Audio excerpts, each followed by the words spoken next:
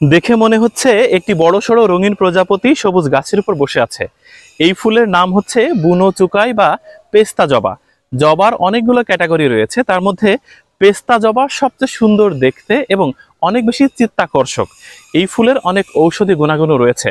ফুলের পাপড়ির প্রলেপ লাগিয়ে দিলে কাটা জায়গা ঠিক হয়ে যায়, কিংবা কোথাও পুড়ে গেলে সেই জায়গাটাও ঠিক করা সম্ভব এই ফুলের পাপড়ি দ্বারা। দেখুন, এই পাপড়ি দিয়ে চা তৈরি করা যায়, যেটা হচ্ছে অনেক বেশি স্বাস্থ্যকর।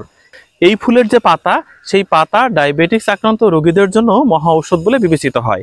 এটা চুকাইয়ের একটি জাত, কিন্তু বুনো চুকাই। এই ফুলটার বিশেষ বৈশিষ্ট্য কি জানেন?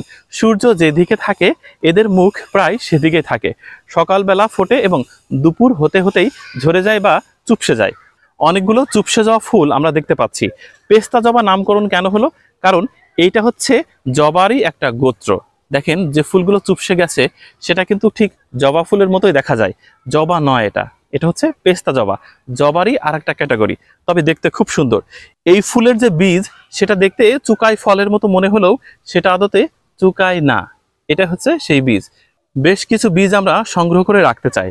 দেখুন, এর পাতার বৈশিষ্ট্য দেখুন, কি চমৎকার দেখতে, একেবারে কাটা কাটা। 1 2 3 4 5, এখানে পাতার 5টি অংশ রয়েছে। পাপড়ি রয়েছে কয়টা? 1 2 3 4 5। দেখুন, সৃষ্টির কি রহস্যময়ী মিল দেখেন।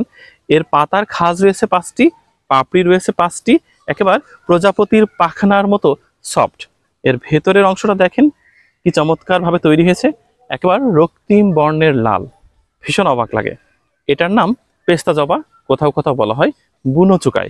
সেটা যাই হোক, এই ফুলটা সত্যি এখন বিলুপ্তির পথে, তবে এখনো পর্যন্ত কোথাও কোথাও দেখা যায়। এটা দেখে ভীষণ আপ্লুত হলাম।